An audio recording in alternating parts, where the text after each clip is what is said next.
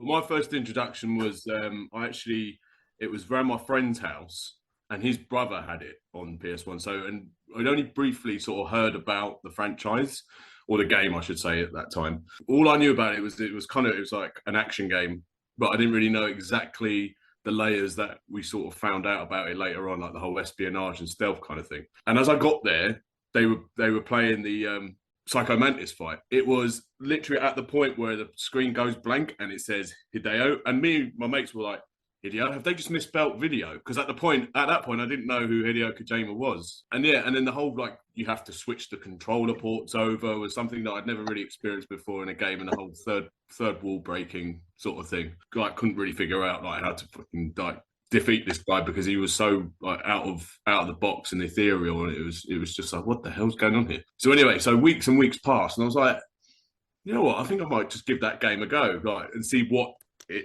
led up to that fight.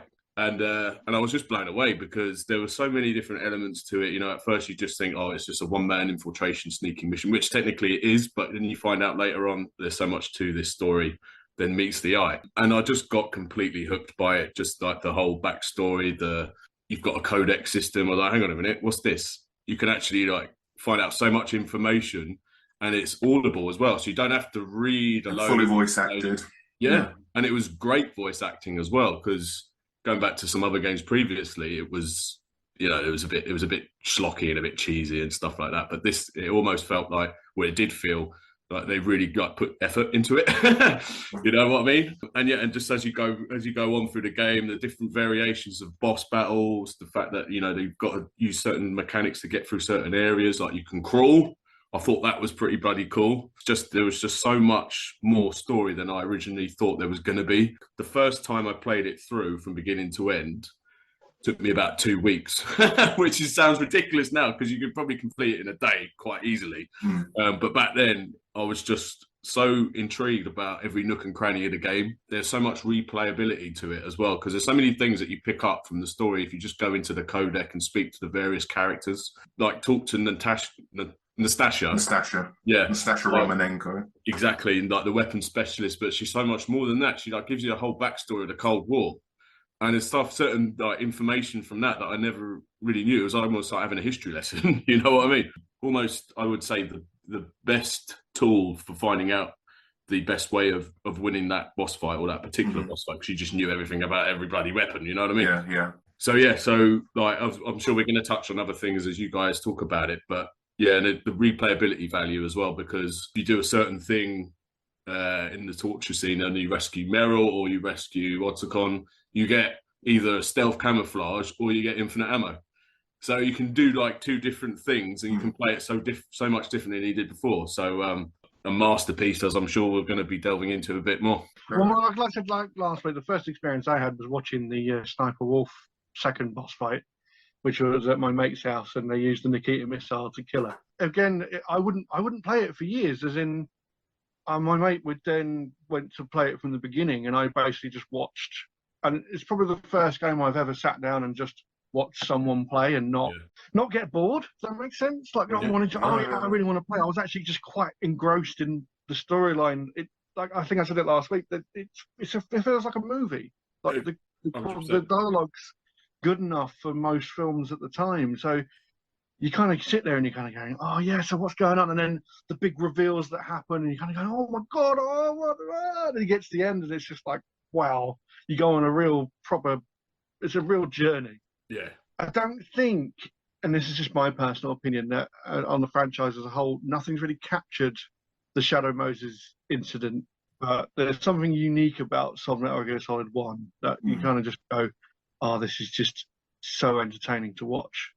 And then I would end up by playing it years later and getting my own experiences of trying to get through some frustrating parts. Like, look for the unpainted concrete wall. The first time I played it was a rental, and it was from like it wasn't like a Blockbuster or anything. It was from like a local rental place up the road where you could rent films and video games. And I rented Metal Gear Solid. It came in just like a blank sleeve. They never gave you the case for it. They left the case on the shelf, and would put the discs in like a blank sleeve. So when it came to a particular point where you had to contact a certain individual on the codec, that being Merrill, when the Arms Tech president is telling you, oh, you need to look on the back of the CD case. I was like, what? I legit had no idea what he was talking about. The entire Sunday, I was just running around through the tank hangar, through, back out onto the helipad, not having the slightest idea what I was supposed to do. And then when I took the game back thinking it was rubbish, yeah, little did I know. And I spoke to my friend the next day saying, I had no idea. I got stuck. And they said, you need to look on the back of the actual physical CD case. I didn't have the case. It was just like some blank sleeve. What fucking case? Yeah. I purchased the game, started the game again. Yeah, the first thing was it just felt like a film. Never seen anything like that before. We had epic games before Metal Gear Solid, like from the Final Fantasy series and things like that, but not to the point where every single line is voice acted, and voice acted to a pretty high standard as well. Yeah. David Hayter's performance as Solid Snake is the best in the first Metal Gear Solid game. I don't know why. It just, every line he delivers, it just makes me happy. Even if it's a very sad line, it's just, well, it just feels more natural, because as we're going to go on, like, he starts to get more gruff and more gruff. Yeah. Gruff. And I just think, because he says recently in interviews, he's like, oh yeah, no, I can still do that voice. I just haven't been asked to, you know? So it's like... Yeah, I pretty much loved everything about it. We'll get into the things we didn't quite like about it in a minute, but once I got past the brick wall and got, and I was able to get Meryl's codec number and speak to her, I just couldn't put it down. It was, like we've said, it felt like a film. I also thought the soundtrack was really strong as well. Some of those songs I can still remember to this day. Yeah. I also loved when you look at like the inner sleeves of the booklet that came with the case. I love like how the artist drew the character designs as well. Yeah. Just things like that. Just very different from what you saw in any other franchise. Metal Gear Solid has become one of those games where it's such a staple of the PlayStation 1 library. Because when I had the PlayStation 1, I didn't know anybody in school who had a PlayStation that did not have Metal Gear Solid. It's like everybody I knew had it. It was either that or Final Fantasy VII. It was those two games. Everybody I knew had those games on the PlayStation 1. Yeah. And it was one of those games that you would just go and talk to in school about. I couldn't survive the torture chamber on the first go. So I ended up submitting to the torture, and then... There are no continues, my friend. Yeah. And I was just... Because I was younger at the time, I was just so devastated that Meryl died. And the game really likes to hammer it into your head, I'm going to have my fun with her before I kill her. And things like, oh, I gave into my fear, I'm a terrible person, blah, blah, blah. There are other really memorable boss fights in that game. Yeah. The one that always sticks out to me is the second fight with Vulcan Raven, just before you enter Rex's hangar. To me, it combines everything that the game has more or less taught you up until that point. Stealth is a key factor to it, but it also, Raven's got this massive field of vision, so you can't attack him head on. You've got to be sneaky. Yeah. But the game doesn't really handcuff you. Like with the tanker boss fight, you kind of have to use grenades to defeat it. Yeah. When you battle the Hind D, you have to use the Stinger. When you battle Rex, you have to use the Stinger, etc., etc. Whereas with Raven, you can use Claymore Mines, you can use the Stinger, you can use the Nikita, you can use C4. There are so many different tools at your disposal that you can use. That's the reason why I always consider it the best boss fight in the game. I quite like I love that as well, and I agree with literally everything you said about that boss battle, especially when it's a weird one, because as he's getting weaker, he speeds up. So he starts running around, and you're like, oh shit, Rick, get out of the way. And you can't use conventional weapons, so you have to be really like careful and quick about what weapons you choose to use. But I would say, I know this might be out of left field, but I really enjoyed the Ocelot gunfight, because not only does it really introduce you to Ocelot, who'd go on to be a legend of the series, but then there are certain nuances you can use. Like, you have to basically wait until he is reloading, and then you can get in there. And then the way that it finishes with the ninja cutting off his arm, and it's like that also sets a precedent for the rest of like the series. Sort of can't go too close to the center, or like not the DARPA chief Kenneth Baker gets blown up because he's wired with C4, and it's like holy shit. And like the cutscene introducing Ocelot himself was, I think, quite iconic at the time. So, and it wasn't too difficult either. It's the You know what I mean? greatest handgun ever made. Yes, exactly. You know, you know when you blow the wall up, Yeah. just before you enter the room, the cutscene begins. If you go into first-person view mode, you can see Kenneth Baker strapped to the pillar, and if you take the SOCOM and sort of angle it a certain way, you can actually shoot him. Oh, really? Yeah, you can shoot amazing. him and kill him. It goes into game over, and it's like, and you just hear Ocelot going, "You idiot!" That was my job. Yeah. There's so many Easter eggs. Yeah, yeah. I love it.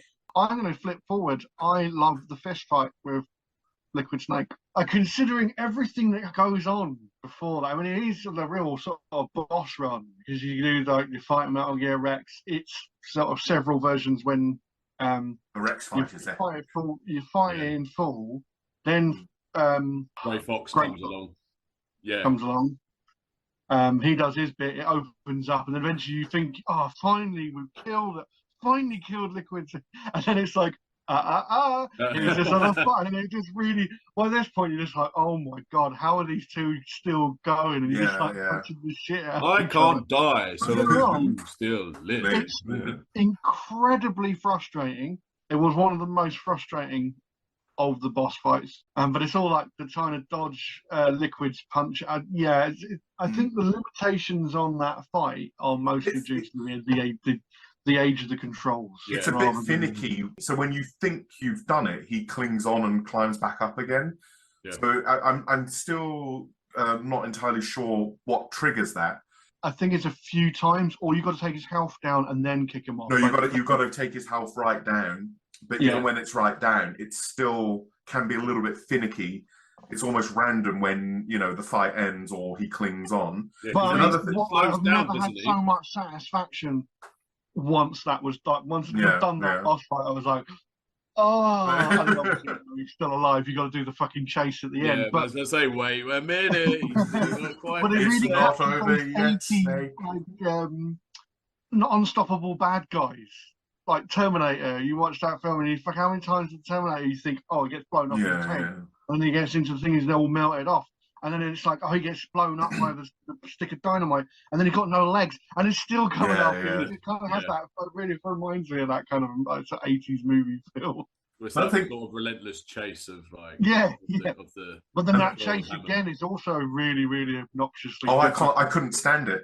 Not long ago, I replayed Metal Gear Solid, and I remember I was messaging you, Sean, at the time. I kept dying at I barely died at all in the game. Oh yeah, I remember. And I got to the chase at the end, and I must have died about 10 times. I'm like, what the hell? This is crap. Why can't I do this? I don't remember having this problem, because if Snake gets hit, he takes like a bloody lifetime to recover again. Yeah.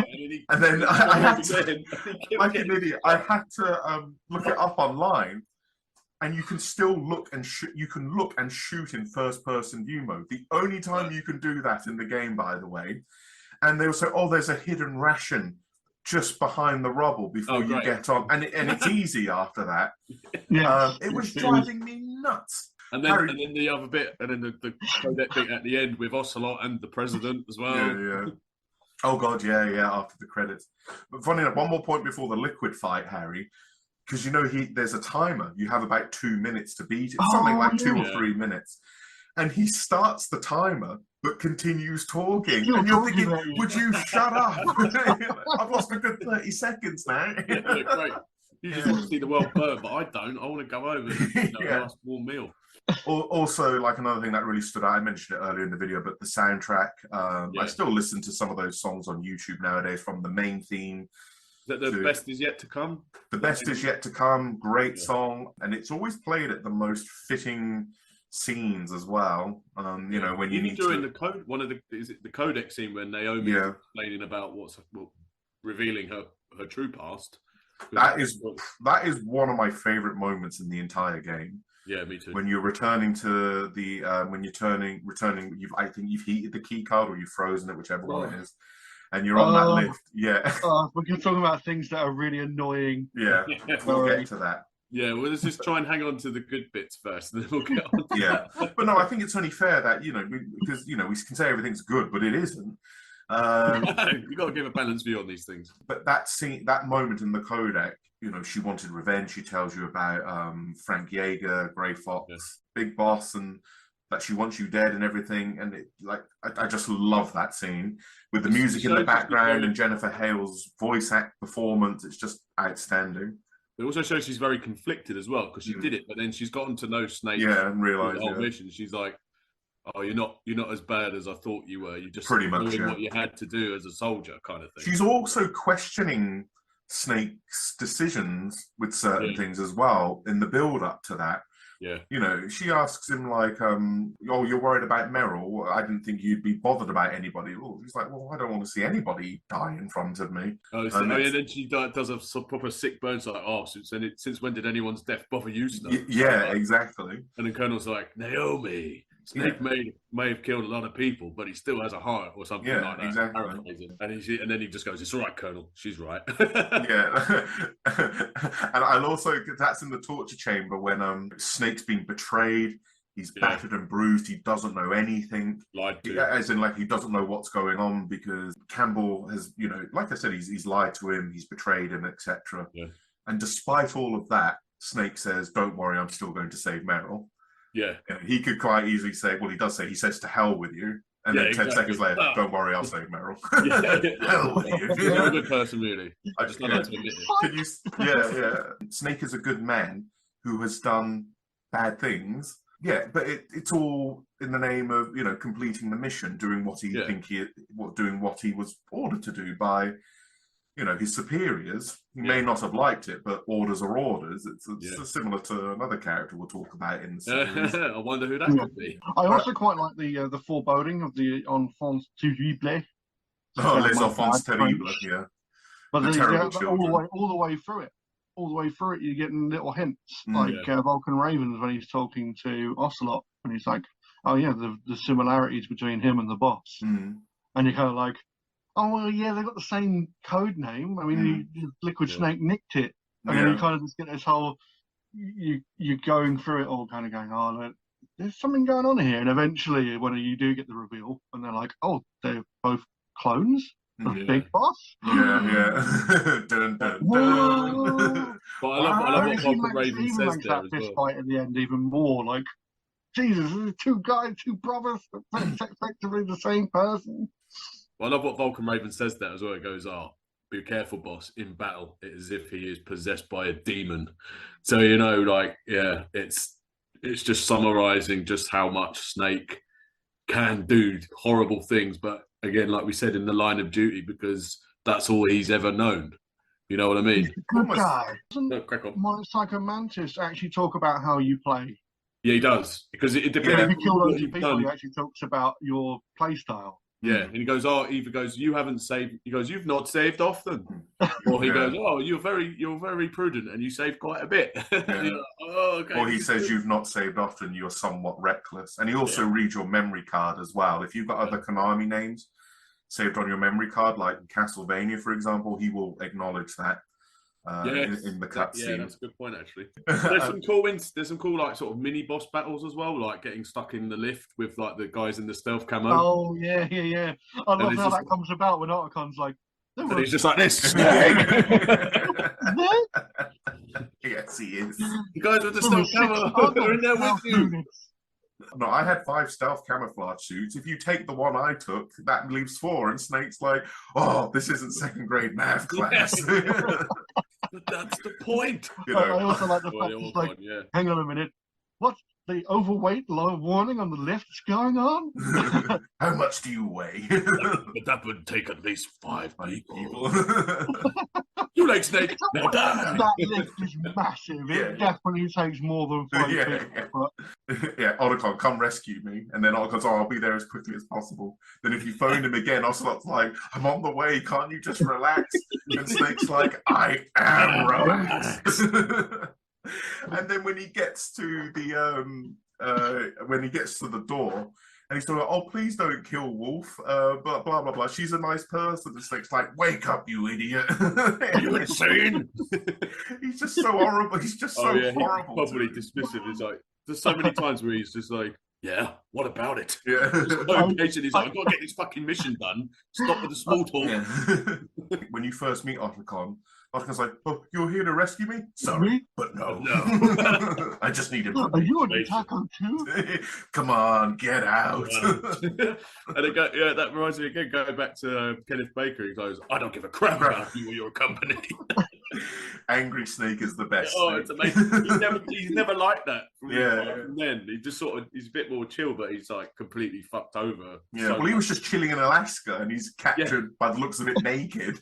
Yeah. And 2 hours later, he's like running his hostel, having a whiskey. Why don't we touch on the things that we don't particularly like, or certainly have, or things that haven't aged well? I think the one thing we can all agree with, the weakest part is probably the backtracking.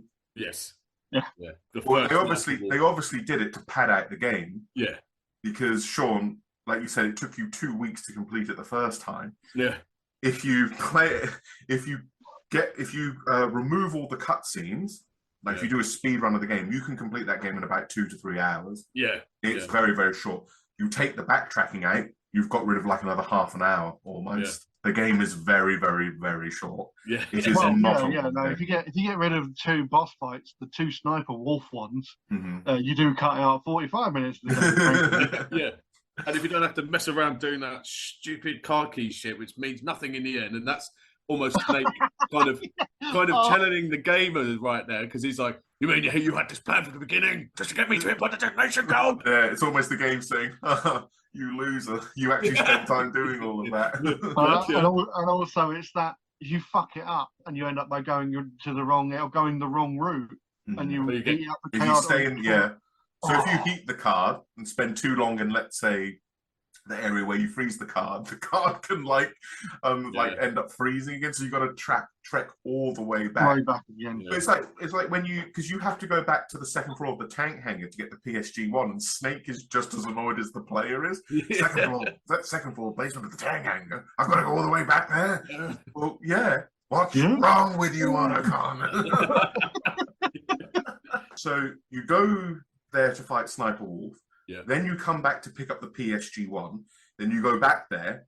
Then you get captured, and then you've got to go back again. And they are so obnoxious. They put mines in the fucking They put all the Claymore mines there. It's such a pain in the ass. And there's that part when you get back to the town, you've got to run up, and you're being chased by all the soldiers as well. Oh yeah, that was like another mini boss battle as well. So just before you fight the Hind.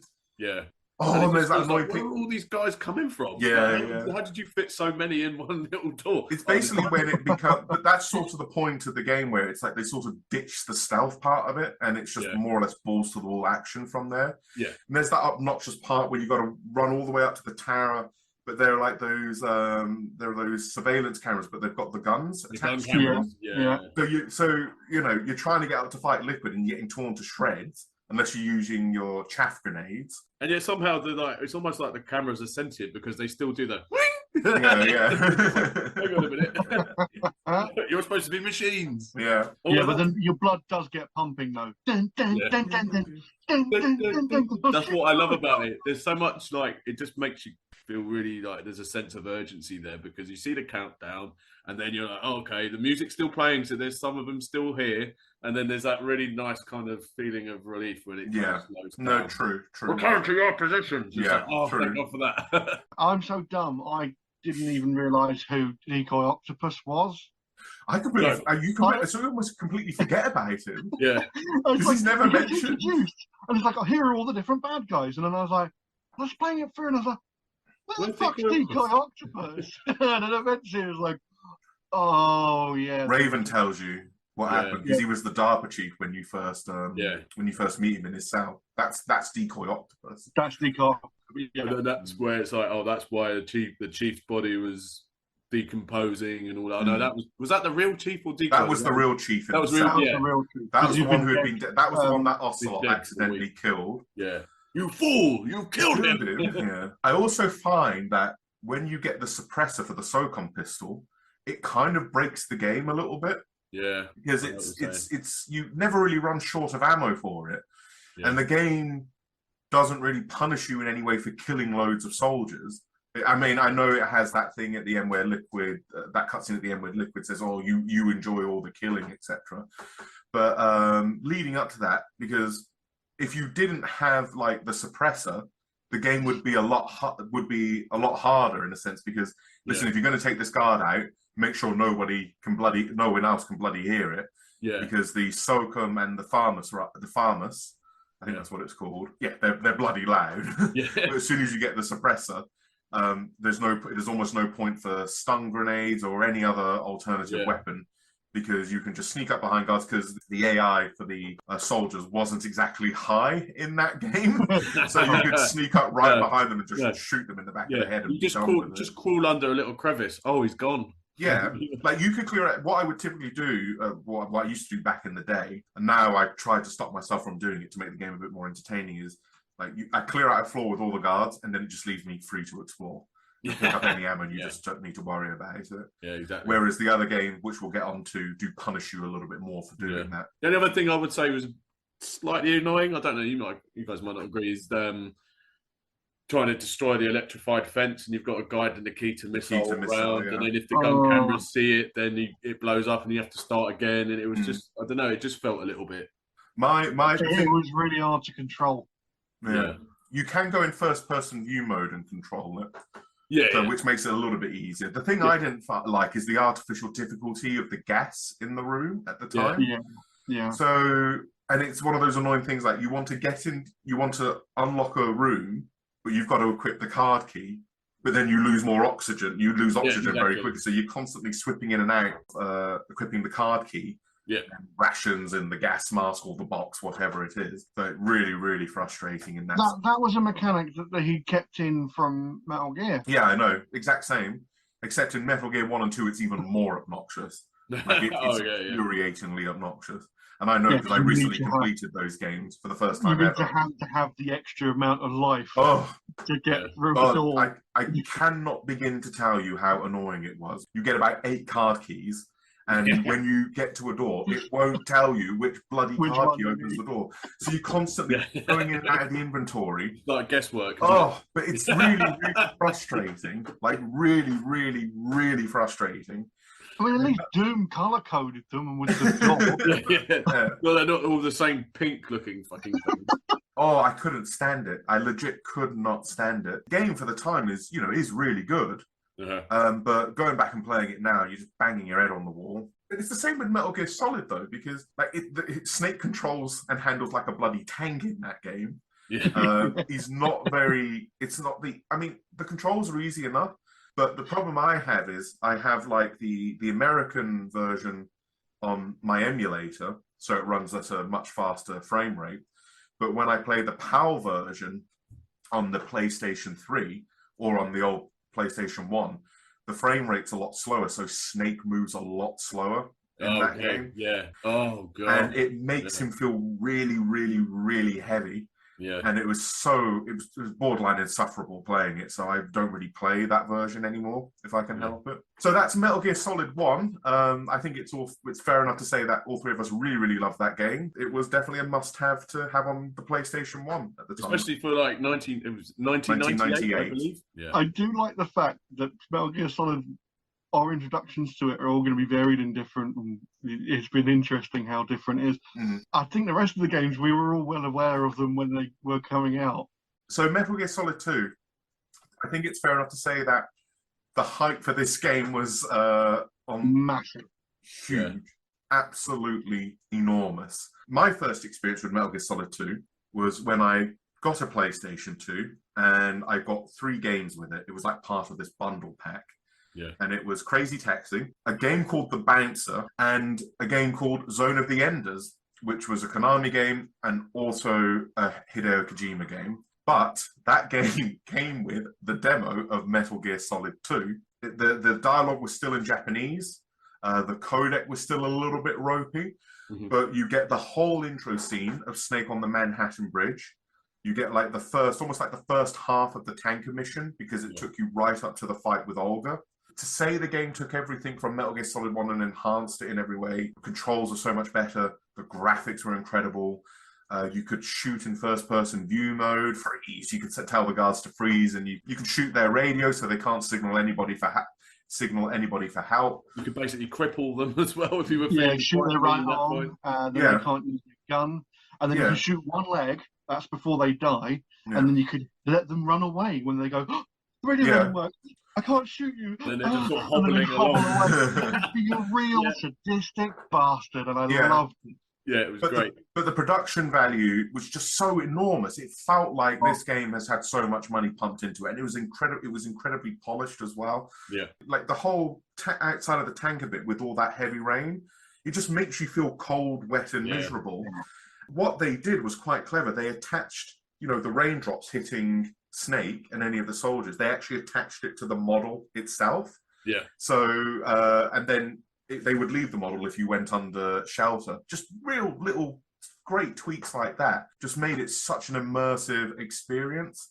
And once again, the voice acting was great. Everyone's returned to reprise their roles. David Hayter once again smashes it as Snake. The demo ends when you fight Olga. Yeah, it takes you right up to the Olga fight, and you can actually kill her because you can actually get a weapon. You can get like the I think it's called the USP. It's not called the SOCOM. It's called the USP pistol. Yeah. You get that in the game. You get that after the Olga fight. But in the demo, you can use that to fight Olga. It's quite funny because I think Kojima thought probably shouldn't have Snake shooting a pregnant woman with a real life. That's a bit grim. This is before the I just remember from that demo, like my first experience of it, because I played exactly the same demo, and it was like destroying fruit on the shelf. And just so much detail went into it. You could shoot like a bottle on the thing, and the water. This was 2000. This was 2001. People, this shit blew our minds. It was just insane. Yeah. And did the demo have the little thing of Vulcan Raven that fired? The silhouette. They did that at the game, didn't they? It was like a little toy of Vulcan Raven. It was almost like teasing the player a little bit. And you look around the corner, it's just like a little toy. It's just like a little model on the floor, and it's just in front of a flashlight. You shoot it, and it starts firing. Yeah, but then if you call, interesting enough, if you call Otacon as you see that, he goes, "Hey Snake, could that be?" Yeah, I think so. But I thought he got killed. Only one way to find out. The banter between Snake and Otacon is so funny as well. So if you hide in, that's another thing. You can hide bodies in lockers, and you can hide in the lockers yourself. Oh yeah, you can actually have the woman in the bikini. Yeah. God damn it, Snake. Yeah. There's a time and a place, Snake. But if you hide in the locker and phone Otacon, Otacon's like, they're like, Snake's like, this reminds me of when we first met. And Otacon's like, yeah, I was the one hiding last time. Guess we're even now. And Snake goes, not unless I wet my pants. And Otacon's like, that's a low blow, Snake. And then next thing you know, you're in front of the new Metal Gear, and you're thinking, "Oh my God!" You're confronting Metal Gear early, Metal Gear Ray. This anti-Metal Gear. Marine Corps. Yeah, this Metal Gear that's designed. Gundam wing shit. Yeah. This Metal Gear that's designed to render all other Metal Gears obsolete, and then Ocelot. Is revealed to be Liquid or Liquid Ocelot, whatever you want to call him. He grafted Liquid's arm onto his body. No, I live on through this arm.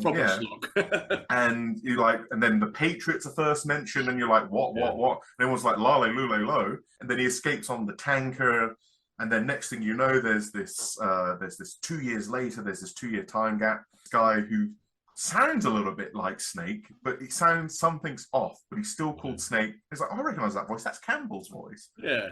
And then they're talking about, this incident's been set up with the big shell, and he's giving you a briefing. And it's like, God, it sort of reminds me of the briefing of the beginning of Metal Gear Solid a little bit. Giving you the rundown that, they're terrorists. They blow up the big shell. It's going to be the worst climate disaster in history, blah, blah, blah. And then you see the character, and it's like, is that Snake? He's got you can see his hair sticking out. From behind the mask he's wearing, and then you start the mission, and then you're talking to Campbell. Oh no, it is Campbell. Campbell's back. Go into the next room, and all the guards are knocked out, and then you see someone else who looks exactly like Solid Snake going up in the lift, and I'm thinking to myself, I can't remember how old I was at the time, but I was like, what is going on?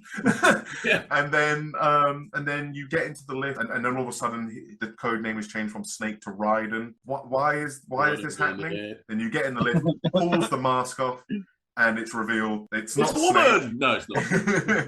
It's Vince McMahon. And it's everyone collectively went, what?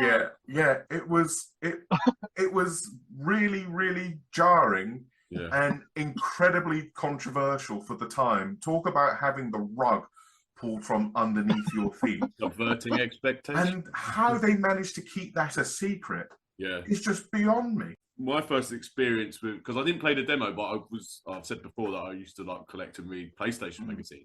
And especially after Metal Gear Solid had been out for quite a while, and then the cliffhanger that's left at the end of the closing credits, where you have no one knows that you were the third Solidus or whatever it is. It just boggled my mind how they could improve anything from Metal Gear Solid, but obviously they did, and did it in a big way. And the thing I remember reading, it was just like a preview article, and it was the soldier, like the new soldiers, and how they look really lifelike, and they were talking about how they've improved like their movements, so they actually are modelled on actual. They only showed footage from the tanker. They didn't show any other footage. Yeah, and just nothing. Yeah, and also they showed footage that isn't actually in the final game. Yeah, there's footage of Snake running away from like the ship sinking, and you see him running away from all the like that scene from the Titanic. All the the tidal water. Not in the game. No, never happened. So, like you said, when you actually start playing the game and you get to the end of the tank, you're thinking, okay, it's 2 years later. Obviously, it's going to go back to Snake's next mission, and then you find out, oh, actually, no, it's not Snake. It's someone completely new, and you're playing as this character for the majority of the game. And my first impression was like, what is going on here? Like, I want to play as Snake. I think most people had that impression. Raiden is like the antithesis to Solid Snake. Yeah. All of his missions were done in VR. Yeah. He has no real major experience. Snake has this really rugged, look to him. Yeah. But also a really good looking. But he's also, you consider, a really good looking bloke as well. Yeah. Whereas Raiden has a very feminine look to him, for lack of a better of a better term. Exactly. And he kind of comes across at the beginning like a little bit whiny. It's like it's almost a little bit too much for him to handle. And he's questioning everything, but not in the way that like Snake would question why things are going on. He's just questioning things because he doesn't know what to do. Yeah. Like, why do I have to do this? Why do I have to do that? Blah blah blah. Blah. And it's like, shows just how it really works to a good standard, because you're seeing Snake from a different point of view. Yeah. You're seeing it from the outside looking in, and it, to me, like Raiden is always a step behind Snake. Exactly. Like, for example, Snake has already infiltrated it. Snake has knocked out all the guards, and Raiden's like, he's always a step behind him. He's never quite on that level of Solid Snake. And Metal Gear Solid 2 is one of those games, at least for me, it gets better every time I play it. Yeah. Because it's the more you start to understand the concept of what Kojima was going for. Yeah. When you first play it, I'm just thinking to myself, I don't want to play as this guy. I want to play as Solid Snake. Yeah. I have no interest in Raiden. When does it switch back? Come on, it's going to switch back. Yeah, no, you never does. You think that's going to happen. Yeah. But another prime example of Raiden's lack of experience, like when Snake first meets Psycho Mantis, he's like, octave camouflage. I hope that's not your only trick. Yeah. Whereas when Raiden confronts like Vamp and Fortune later on, who are like this game's version of Foxhound, they're called Dead Cell. Yeah. He's having like a mental breakdown. It's like being in a nightmare you can't wake up from. The complete and utter opposite to what how Snake views these things. Yeah, because he's had real world battle experience. You remember when they did the VR missions game for the PlayStation? Yeah. Raiden's basically done like 1,000 of those missions, basically. Exactly. More like 300 missions or whatever it was. And they even reference it in the game. Yeah, they do. When you first see Snake in the Big Shell, he's sort of in disguise, and he's going under a different alias. He's called Pliskin, which is like which is another nod to which is a nod to yes, it is. It is a nod to Escape from New York. Yeah. Once again, you're saying to yourself, "I know who you are." Yeah. We all know you have the same voice as the Snake that we used to. You look like him. Okay, the graphics are obviously enhanced. You can actually see his eyes open. Before you couldn't really. And actually, I know this sounds a bit silly, but one of the things I was looking forward to most about this game was the codec, and they actually when it shows them their animated faces rather than just like. And this was good in the first game with the anime looking expressions, but they actually made it into like a 3D model. Thought that was really cool. If you press I think it's like R3 or L2 when you're having a codec conversation, if you listen very carefully, you can hear what the characters are thinking. And then it's later on revealed that this whole big shell thing, part of this plan for the Patriots to basically create another, or not really create like another Solid Snake, but stress test a soldier to the maximum limit. And they based that on the Shadow Moses incident. Yeah. Hence why there's the ninja in there.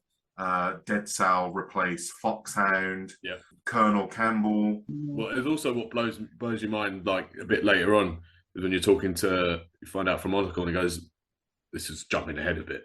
Because the Patriots have been dead for at least 100 years. Mm-hmm. And so it re-emphasizes that kind of, so what the fuck is controlling everything? You know, what's going on? Yeah. And the only thing that they didn't take into account was the real Solid Snake showing up. Solidus has been masquerading as Solid Snake, and then you finally get the admission from Pliskin where he goes, "No, that is not Solid Snake." That gives me goosebumps every time when he arrives in the helicopter. It's like, yeah, finally. Probably touch on Solidus a little bit. He is like the perfect clone of Big Boss. Yeah. Whereas Liquid and Snake weren't quite that, but Solidus was like, if you were to literally recreate Big Boss, Solidus is Big Boss. Yeah. In every way, in every sense of the word. But it's interesting also how you find out, he actually has a relationship with Raiden. And then that kind of unfolds into Raiden is actually, he did a lot of horrible things when he was a kid. Turns out he's got more experience than he's got more experience than the game lets on at the beginning. Exactly, and more than he's willing to remember, and he's repressed those memories. And it's Solidus is basically like using him as an example of the horrors of war, and I'm trying to liberate us from this. Yeah, so you almost feel sympathetic towards Solidus, don't you? Yeah, in a kind of twisted way, because he's an asshole, but he's again he's just trying to break free from the control. It just so happens that he used Raiden as his own sort of fucking personal tool, but and he's not going to stop at anything to let that Well, let again, that go. it also mirrors the relationship that Solid Snake has with the boss. Big Boss. Yeah, because Ocelot reveals all in the end, because it's always Ocelot. Raiden and Solidus is equal to that of Snake and Big Boss. The moment when you kill Fat Man, is when the recreation of Shadow Moses really does begin. Kicks in. Yeah, because Fat Man was essentially brought in to test out Raiden's skills. But if he didn't defeat Fat Man and the big shell exploded, then that's the end of it. Then the experiment with mission over. But Raiden did beat Fat Man, and that's when then create all these very similar scenarios to Shadow Moses.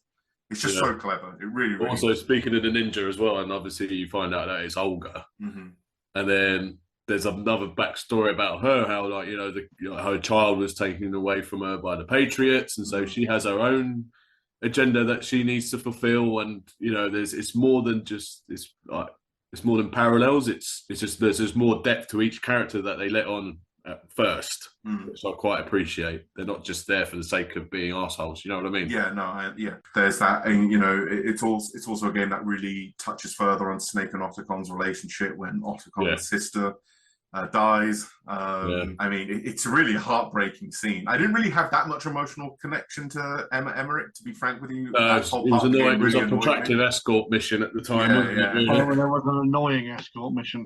Yeah. Especially the underwater bit, because it kind of controls like arse, and they've got mines floating in there as well. Emma can't take many mines to the face, so she, you kind of end up not like Sniper Wolf from the not like Nikita. Sniper Wolf. She can take a good load of Nikita missiles. Yeah, but then that always reminds me of that classic line, Colonel, we've managed to avoid drowning. Yeah. Ryder, what's your status? Yeah. Colonel, we've made it through the wreckage. We've managed to avoid drowning. Good job. Good job.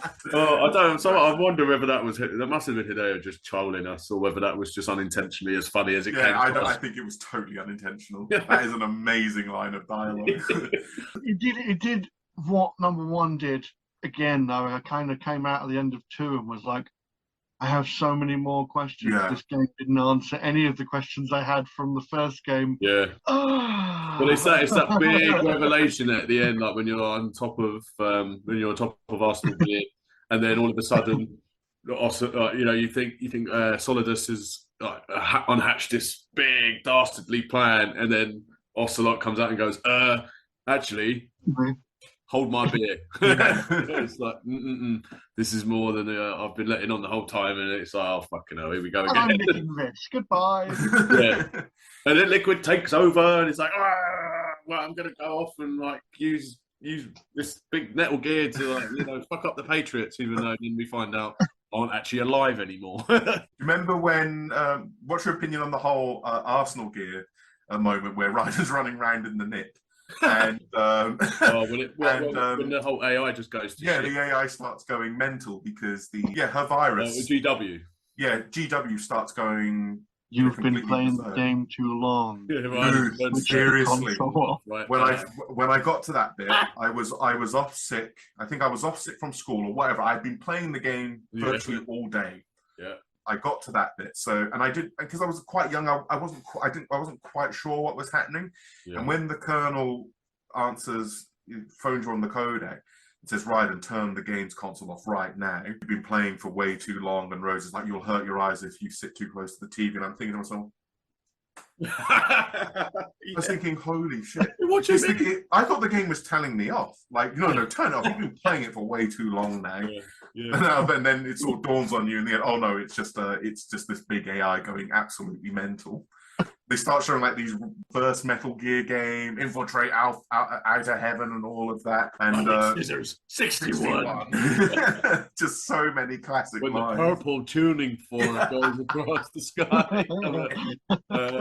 I'm like, what is the Colonel on right now? Has he been drugged, or is he, you know what I mean? That's actually funny enough. I actually got really quite cut up because I thought another one. He starts saying, "I saw a guy leaving Rosemary's apartment the other day. They looked kind of intimate." Sorry, I shouldn't have brought this up in the middle of the mission. It's like, what the hell? But I got really devastated. It was like, oh man, so Colonel Campbell from Metal Gear Solid 1 was an AI the whole time. And it's like, no, it wasn't. It was just. But that's when like the game, because when you reunite with Snake, infinite ammo. And so many cool once again, Snake's so cool. He's got the infinite ammo bandana and everything. Yeah, like, where's mine? I earned that. Yeah. You can have this sword. I don't want the goddamn sword. Give me the bandana. The sword controls like ass. Yeah, it really does. Right. Especially the sword fight you have at the end. Solidus, They just drop this gimmick on you at the end. Yeah, get good, noob. It's almost like the game itself starts to crash because when you play as Raiden in the big shell, if you die, it doesn't say game over, it says mission failure. Yeah. And when you start fighting all of those Arsenal soldiers, the game's glitching out and you see the game over screen again and it says fission mailed and stuff like that on it. It's because the game's going absolutely nuts. But it was such a jump up in mechanics as well, what you could actually achieve and do, what your character could move about. And the game also ran in 60 frames per second as well. Oh, did it? It did, yes. Holy shit. And even down to sort of things like when the alerts come off. Yeah. It was it punishes you. Yeah. Oh, even if you try and hide. Guys turn up, 2 with fucking riot shields. Oh, God, yeah. And then it takes, and then like the sort of the evasion takes a lot longer than it did in the first game. So you have to be really fucking stringent about where you're going to hide or what you're going to do. There are some rooms that you enter as well where it's best to just let the guards alone because they constantly phone in and reporting that nothing here. Enemy sighted. Yeah, but as soon as you knock that guard out, Hear a radio call. And yeah, like, what's going on? Where's your status report? Yeah. Yeah. But then go back to that. But I love the fact that you can see them, like if you're looking from a distance, and you can see there's one on the floor asleep. Like if you've used like the sleeper gun. I can't remember the fucking name. M9. Yeah, and then you M9. see one of them. That's it, the M9. And you see one of them walk up to him, and then they just give him a kick, and then they wake up. It's just little things like that. I've just really liked. What are your guys' opinions on Metal Gear Ray? I didn't like Ray. I always preferred Rex. Yeah, so yeah. Okay, well that's the end of that question. Here's a funny one. Did you ever shoot the seagulls and get the annoyed message? Yeah, they phone you up and tell you what. Yeah. Stop killing the birds! What did the birds do to Don't you have anything better to do? You can slip in them. You can also slip in the bird shit as well. Yeah.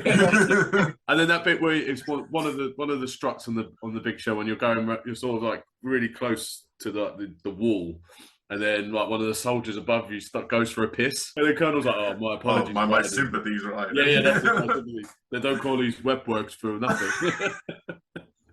What do we consider some of the weakest aspects of Metal Gear Solid 2? Just the EE escort mission stuff. It just dragged for me. And I know there was like the old emotional payoff with Otacon, and that was quite an emotional scene. But like the whole thing of dragging her from here and swimming. No, I agree. That is annoying. I just didn't like Dead Cell. No, they were definitely not on par with. With all the ones we remember from the first game, and they just don't really hold a candle to any of them. It's Vamp, Fortune, Fat Man, and Solidus. Because Solidus is sort of the leader, because he's pretending to be the president, but he's also pretending to be Solidus. I also find the actual general design of the big shell quite bland. Yeah. I don't find it as memorable as the Shadow Moses Island. Yeah. I mean, in my mind's eye, all I can see is orange. Yeah, it's very orange. Yeah, it's just a bit. Yeah, it's a bit too bright, and I suppose maybe that's just because we're used to. No, it's not the fact that it's bright. It's not the fact that it's bright that bothers me. It's just I just find it quite. It's just bland in general. Yeah. I think also that they had to cut chunks of it out as well, because the big shell's designed as two hexagons joined together. And I think at some point you were meant to go into the second strut and explore those other areas, but I think they had to cut it due to time. Yeah. So they use the whole C4 thing where, a good chunk of it ends up getting blown up. So I find the general design of it quite bland. I've grown to really like Raiden as a character. The more I play it, at first I wasn't too sold on it, but the more I play it and the more I understand what they're going for, the more I like him as a character. Yeah. But still to this day, his relationship with Rose does nothing for me. Do not care at all about them. Nothing for me at all. And it's funny because Raiden is treated like such a dumbass in that game because he's talking about everyone. Oh, but they want to blow up the big shell and they want $30 billion. And Ames is like, what the hell are you talking about? What are you babbling about? Commanding officer. And then Snape knows pretty much everything that is going on. And Raiden's like, why didn't you tell me? You never asked. And then it happens several times, and then eventually it gets to the point where Snake gets angry and he's like, "You didn't ask." Become like these porn books to use to distract soldiers. If you equip it and phone Snake, he's like, "Raiden, what have you got there?" Oh man, yeah. The thing that I thought was kind of weird was when you finally meet the real president, and then the first thing he does is go to grab your crotch. Raiden's balls. Yeah. All right, Hideo, what are you doing? You're a man. So Metal Gear Solid 1, we all love. Does that apply to Metal Gear Solid 2? For me, I've always loved the game, and I totally understand why people got really frustrated with the bait and switch. But the more I play Metal Gear Solid 2, I think it's an amazing game. I love the tanker, not so still sold on the big shell. I never really liked it that much. I like bits and pieces of the big shell. Like I like what they were trying to go for, and some of the boss battles were like I thought the Fat Man one was quite entertaining. Like where you have to like defuse the bombs and stuff like that. And there's like a backstory between Peter Stillman. Stillman, yeah. And then it was like, it turns out that he was trying to lure me here the whole time, and I've got to sacrifice myself. I thought that was pretty cool. But on the whole, I was just kind of disappointed with the boss battles in general. I think the overarching story and the fact that you, like I said before, that you see Snake from a different perspective were the things that sold it to me. It took me a while, but like Harry said, I think the tanker mission for me was like definitely an extension of Metal Gear Solid 1. And fair play for Hideo for trying something different and subverting expectations. For me, he took a risk, and yeah, it's one of those risks that paid off like a few years later, if that makes any sense. Once you have time to digest it all, and like looking back now, like freaking 20 years later. One thing I will say, the game, and I don't just mean mechanically and graphically, but the game... Is there a fly? Yeah, sorry. It's all right. But the game feels very different to the first one as well. Everything, like the soundtrack is very different. I don't know how to describe the soundtrack in that game, but it's not quite in your face. It kind of sort of sits back in the background a little bit more. I don't know the word to describe it, to be honest with you, but it is very different. I can't think of any other games that have a soundtrack quite like Metal Gear Solid 2. I don't hate the game. I like the mechanics, the things that you can do in the game, and also just the little details, like being able to shoot like a bottle and have the water spray out of the bottle and stuff like that. Yeah. Really, really enjoyed the level of what they've gone to in that game. It's just that it suffers, and it's probably going to be my same complaint about 4 when we come on to it. It's short period of gameplay, really long cutscene. At the beginning of Big Shell, in particular, it's constantly interrupted by cutscenes and codec calls, and they go on for an eternity. Yeah. The cutscenes for the most part are quite exciting though. Like when you first encounter Vamp. It's not boring. Yeah, it's not boring. But if you and you can skip these cutscenes. It's not like Metal Gear Solid. It's not like Final Fantasy X where you have to sit there and watch through every single. Yeah, that's a good show. Yeah. So the loading screen. Yeah, but the loading screens are almost non-existent in that game though. Yeah. So the fact that they managed to get that much into the game and have loading screens almost a non-entity is so impressive. Yeah. And was it one disc this time? I think it was one disc. It was one disc. Yeah. Well, overall, it's like we are reflecting the demographic, the opinion of it. You really like it. I'm kind of in the. I consider myself loving it now, but it did take a while to get there. It's like once you watch a few people really deep, a lot better than we are now, but really deep diving into the lore. But they've done they really know almost every single aspect of it. Yeah, exactly. It's like a light bulb goes and he's like, okay, yeah, I get it now. Metal Gear Solid 3, Snake Eater. Well, I'm going to come at this as a slightly different. I really was underwhelmed when I first heard about Metal Gear Solid 3 because I was so disappointed at the fact that it was going to be a prequel. Yeah, me too. Because I was like, this comes back to my point about the end of 2. It gave me so many. I got like double the amount of questions I had from the first game. I had all the questions from the first game that didn't get answered. That I was just like, hopefully 3 will answer these. And then it was like announced it was a prequel. I was like, well, it's not going to answer any of my questions. Not only that, but you're still not playing as Snake, like Solid Snake anyway. So it was like, oh god, we're playing this big boss then. Okay, we'll see. With Metal Gear Solid 3. I literally didn't really follow any of the hype for it. I have no idea why. I felt, I wouldn't say underwhelmed, but I don't know. I was interested, but I wasn't interested. I don't know how to describe it. I just didn't notice any big trailers for it or anything like that. Yeah, but I bought it when it came out, and I was like, "Oh, we're playing as Snake again." And then it was like, "But it's set in 1964," and it didn't quite click. And then is this like a VR mission that he's doing? Yeah. I thought it was something along those lines, and then obviously you sort of back after a little playing for a little bit. Oh no, it's about Big Boss. Yeah. This guy we've heard so much about it. Because even if you play Metal Gear 1 and 2, you don't really know that much about Big Boss. No. And you've heard a lot about him in Metal Gear Solid and Metal Gear Solid 2 Sons of Liberty. Yeah, it was very, very, very different. There's no Soliton radar. Your equipment is a lot more different. You don't have a codec, you have an actual radio now. It's open world, pretty much. You have an entirely new team of people speaking to you over the codec. Set within a time when the world, was on the brink of what we thought was going to be a real problem with like the Cuban Missile Crisis and whatnot. Yeah. So tensions between America and Russia were incredibly high. Not much has changed there. Not really, much has changed, though. Essentially, a very young big boss called Naked Snake being sent on this mission called the Virtuous Mission to retrieve this scientist called Sokolov and basically bring him back to the West. So, and that's basically the mission in a nutshell, because he's developing some new type of weapon, and the Americans don't want the Russians to get their hands on it. They want to bring him back to America.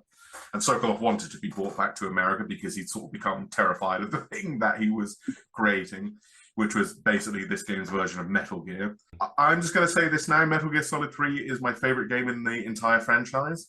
I fell in love as soon as I started playing it. Yeah. So apart from, I know I said my gripes leading up to it, I was quite grumpy. But once I started playing the game, I was like, oh, this is awesome. I love it. I think it's fair enough to say this is the best game in the entire franchise. He takes the toke on the cigar and he chucks it out, and then he's just about to jump. Amazing opening. And I also love the new approach to the stealth mechanics as well, because the Soliton radar kind of made the previous games quite easy. Yeah. And you also spend more time looking at the radar than you do at the actual game itself. So they got rid of that. They introduced the camouflage system. So you can go into your inventory and how easily spotted you are is depending on the percentage of your camo index. They also introduced like some survival mechanics to it as well. You had to eat food, you had to hunt for your own food. Because Snake not only had a health bar, he had like a stamina bar as well. You also had to heal yourself. Like if you got injured, your health bar would only heal to a certain point, so you had to go into like this cure menu, mend broken bones, get bullets out of your body with your knife, and things like like cure burns, all sorts of things, and it just really added. Somehow they managed to add another whole new layer to the game, and the story is just incredible. It is so damn good. I think the boss is really the catalyst that kicked off the entire saga. She is the main reason why everything that happens. The whole philosophy of Big Boss and another character we'll get into in a minute led to everything up until now, present day, and in the future. Yeah, exactly that. I really like the Cobra unit. You don't know that much about them, but I don't feel like you need to know that much about them. All the boss fights are strong. When I first played the game, I hated the boss fight with the end. Yeah. But now I think it's one of the sniper. But now it's like this boss fight is amazing. The amount of freedom they give you in the different in the way. What I love about that as well is the fact that there's no boss battle music with that. No, completely so quiet and all ambience. And how it would be, you know what I mean? I did find out the cheese to get round. Change the internal clock on the PlayStation. Change the internal clock on the PlayStation. Sell it to a month. Dies of old age. Dies of old age, and it's so sad. It's really sad because you're like, oh, I wasn't there for when that final battle that you always were saving yourself for, and it's like, you're dead. It's really sad. But also, I think you can kill it. There's another thing, you can kill him when he's sitting in the wheelchair. Just before he got. Yeah, when you defeat the Pain, which is the first member of the Cobra unit you defeat, you have this cutscene, and the end is wheeled out in that wheelchair. You're right, Sean. And when the cutscene ends, because you can get a sniper rifle fairly early on in the game, you can, if you look through your goggles, you can see the end turn around in his wheelchair and go into the warehouse. But you can take your sniper rifle and shoot him and kill him, and he doesn't appear later on in the game. That's just it. There's just the end of the end straight away. You can also kill his parrot or his bird, whatever it is, during the boss fight, and you can go, "You killed my parrot!" And then he gets really angry. Then he gets really annoyed and starts making mistakes. Also, they managed to come up with the most unlikable, despicable piece of shit villain you could ever imagine. That being Colonel Volgin. This guy doesn't have a redeeming bone in his body. He's very one-dimensional, but I kind of love him for that reason. Do you know what that reminds me of? It's kind of it kind of mirrors the trope of the '60s Bond kind of. Yeah, proper. Very much like amazing. There's no grey area with this guy whatsoever. He's just a piece of shit. Like Aaron just said, if anyone has the title of I'm evil, it's by far Volgin. He is so horrible It's Everyone. and how could we forget a very young Revolver Ocelot? A very Really good. Really good. pretty good. It's like Big Boss just treats Ocelot like from the beginning because he's got the schools Mauser to begin with. yeah. Yeah. And He's got a pair of Mausers. then he switches it to the Colt Single Action Army, which is what he's later known for. But then he scolds him because, that engraving gives you no tactical advantage, and smacks him around again. Might as well just taken the gun off him and butted him with it. Yeah, you're not that. Like Ocelot is really treated like a chump in this game quite a lot of the time. But then when you get to that ending, you realise he's the smartest one there. Oh yeah. What I love about that sequence early on is that you find out a kind of it. Well, I was going to say it's kind of an Inglourious Basterds thing. The Inglourious Basterds was following this. How that you find out, your Russian's pretty good. So they're not even like they have that kind of where even though you hear them in English, they're actually conversing. You must. Sokolov says that to Snake. Yeah, your That's Russian right, is superb. Where did you learn to speak it, etc. Yeah. And how can we not talk about the ending? I mean, holy shit! One of the best video game endings when it's revealed that what the boss's mission was. She was originally just meant to get the Philosopher's Legacy from Volgan. Yeah. And then he launched that nuke onto Sokolov's research facility, which made America and Russia just go, what the hell's going on? Blah, blah, exactly. blah. You just intensified their... you need to prove your innocence. You have to take out the boss. You have to destroy the Metal Gear, which is called the Shagohod in this game. Basically, you need to wipe out the Cobra unit and all of that to prove America's innocence. Yeah. And it's later revealed that that whole plan was actually formed by the US. Yeah. That the boss had to be taken out, and she knew that her mission, she had to die in the end, but she couldn't kill herself. It had to be left to, her most beloved disciple, that being Snake. And the country really did throw her to the dogs. Yeah, properly. No matter after everything that she's done for them, she's given like her life, her soul, even her child to her country, everything. And they turn around and do that to her. To add salt in the wound, the one that's going to kill you is, the man you love most in this world. Yeah, your adopted son. Yeah. And when Big Boss when Naked Snake finds out, he's given the title of Big Boss. You can see him when he's meeting like the president and all the people. Well, when they go to shake his hand and he just looks at him and just walks off, and they kind of like, thinking, does he know? Yeah, exactly. And he's thinking, you fucking bastard, you made me. I cannot believe what you have done. Yeah. And it sort of sets in motion. It sort of answers the question why Big Boss ended up becoming the way he did. Because Metal Gear Solid 3, he's kind of goofy. He looks like you can have a laugh with him. He's very much like, I don't know if naiv's the right word, but maybe. But he's quite, I say, innocent at that point, and you can tell almost from the get-go the difference between like Solid Snake is his clone, but they're very different personalities. Like they sound the same, they look the same, but they managed to really establish the difference well in just the way that he acts and the way that he's always asking questions, and how he's quite not ignorant, but he doesn't quite know all about the pop culture and stuff like that. Where the different codec calls of paramedic, and after Metal Gear Solid 1, Metal Gear Solid 3 has like my favorite codec team. Yes, Major Zero, paramedic, Sigint, Eva. Just very memorable characters. Eva, Sigint sort of takes the place as like that Nastasia. But he's got a bit of a comedic element to him as well. Yeah. It's very cool. Yeah, no, I mean, you mean you don't like James Bond? yeah. And it's like, this is like, Is it the girls? Is it the gadgets? Yeah. And it's a very much, it's a very much homage to James Bond, because even the main theme tune, as amazing as it is, it's like, this is like an homage to James Bond in every way, shape, or form. Also, once again, the soundtrack is very, very good. Yeah, and it's also it's a different step. Very fitting for its time as well. Kind of like very almost has like it does. Feels very much of its era. Yeah, like the 60s. It has like that 60s, spying and espionage sort of vibe to it. From everything from the boss fights to, if you've been caught and you're in caution, you have to be careful. Just great music. It's the incident of music. The music for me, it it's one of the only games, in my opinion, where the music matches the environment that you're in. Yeah. Very much the way it parallels how you have to match the environment that you're in as the player. Everything seems to just work in unison with each other in that respect. And stripping back the technology and sending it back in the past just meant you added an element of challenge, like you say, that wasn't there when you played 2. Yeah. The Assault on Radar became a bit of a cheat. Yeah. With the exception, no, back to having to all your things that you can actually use. really survive and really be stealthy, and the fact that they added the camouflage mechanics was a perfect example of that.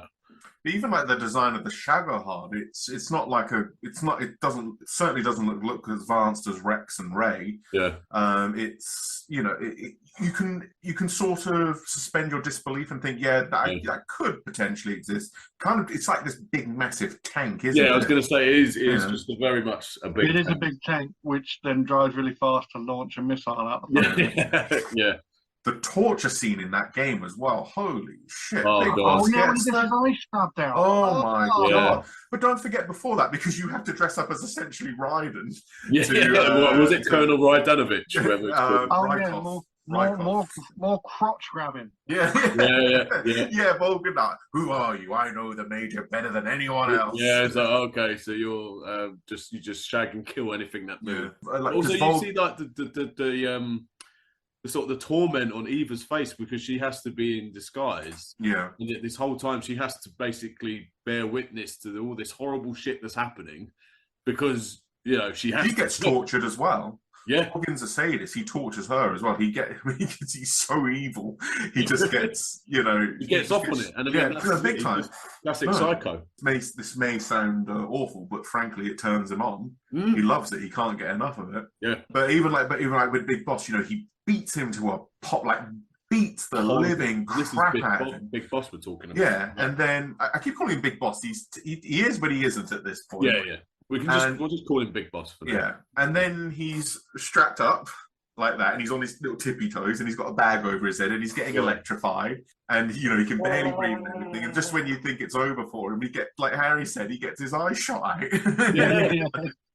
Yeah. And then it's like, oh, that's the origin of the iPad. Yeah. When the boss took the knife out, because Volgan says, cut out his eyes. I don't like those eyes. You made him a soldier. Now you will unmake him. Yeah. And the knife, I'm thinking, oh my God, don't tell me this is how he loses his eye. Yeah. I thought she was literally going to go. It's like, oh my God.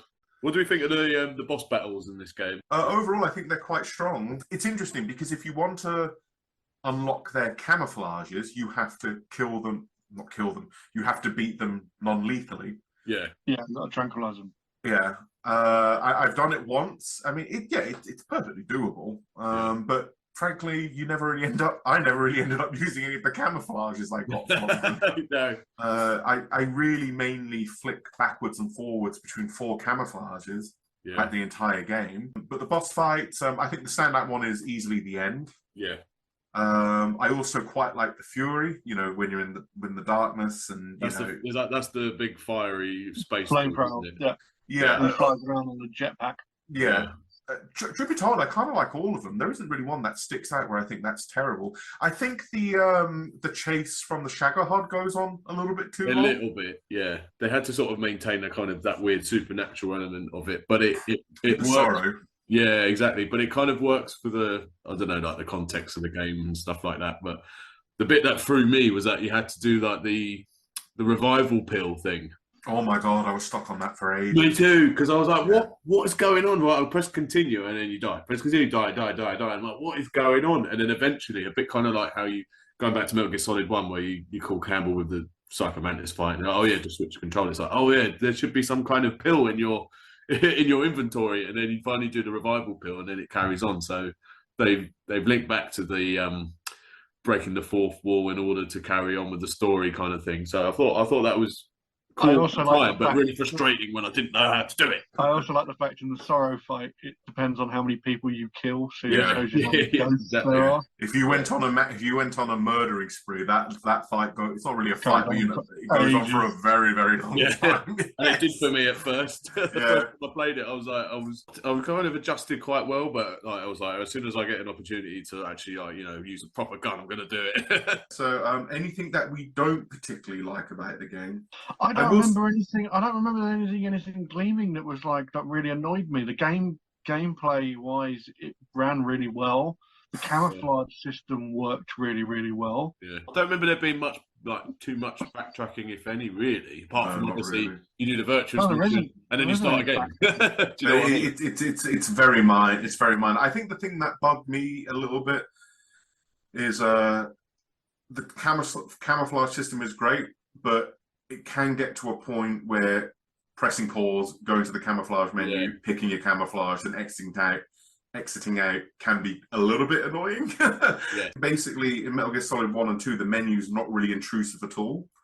Whereas it can be in Metal Gear Solid 3, whether you're curing yourself or eating food, or you spend a good chunk of that time, or changing your camouflage, you spend a good chunk of your time in that game in the menu. Healing yourself. Yeah. And even then, when you get to a point where it's like, oh no, I'm still not really ready for this fight right now. No. But, also, it's not really a complaint because they rectified it, because the first version of Metal Gear Solid 3 you played on the PlayStation, the camera was bloody terrible. Oh yeah. It was a similar camera to Metal Gear 1 and 2. But you didn't have the Soliton radar system in this game, so you would end up getting caught quite a lot because you're constantly pressing first-person view mode to look ahead. Yeah. When they released Metal Gear Solid 3 Subsistence, I think it was called, they corrected the camera so you can control the camera movement with the right analog stick. I do think the ending part, the pacing does drag a little bit. I think the chase when you're on Eva's fight goes on for way too long. Yeah. Way too long. And then just when you feel like you're rogging, he comes back again and like the old sort of Hammer horror style, and you And also there's this one final, and it really feels like it's just there to pad out the game. When the bike crashes, it's by far the weakest part of the game for me. When the bike crashes, you've then got to escort Eva through the woods, and you have to keep, and because her stamina drains very quickly, you're literally she's losing blood, isn't she? Oh my god. Yeah, I just forgot about that. I don't know. Yeah, I can't really think much either. Like, I think they filled out enough of the story in terms of the what's it called, the Philosopher's Legacy and all that sort of stuff. I think maybe if someone's coming to the franchise fresh, they're going to be like, "What the hell does that mean?" Like, I will say this: do not play this franchise in chronological order, because everything will be spoiled in the first few games. So when when it's revealed who the Patriots are, you're like, well, I kind of knew that anyway. But all right then. So overall, Metal Gear Solid 3, masterpiece. Fantastic. I think it is. Fantastic. I mean, I would still say my favourite is still the first game, just purely for the unexpected nature of it and how it sort of wound me from the beginning. But in terms of gameplay, mechanics, and the sheer emotional drainage almost that you get at the end, but then you kind of it does sort of pad Big Boss as more than just he needed to be padded out. He needed to be expanded on. I totally get your point with Metal Gear Solid 1. I have a ton of nostalgia for it. I really do love the game, but Metal Gear Solid 3, it's something special, and I think it might be the one I have played and completed the most. I think it is. Oh, really? Between that or the first one. It's one of those games I never ever get bored of playing, and when I do play it, I'm watching every single cutscene, listening to all the codec conversations. Because again, there's another game where there's certain things that I play. When I play it, I pick up on and I'm like, oh, okay. Because I suppose playing it with older eyes and ears and stuff, you kind of sort of understand a little bit more about just the backstory about the Cold War and stuff like that, and how that relates to what they were trying to accomplish and stuff. So yeah, I've got nothing but respect for it.